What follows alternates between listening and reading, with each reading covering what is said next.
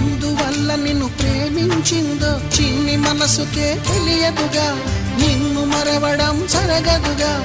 ఎందువల్ల నువ్వు కాదన్నావో ఎదురు ప్రశ్నలే వేయనుగా, ఎదురు చూపులే ఆపనుగా. ఏనాటికో ఒకనాటికి నీ ప్రేమ సాధిస్తా. నిన్ను చూడాలని ఉన్నా, నిన్ను చూడాలని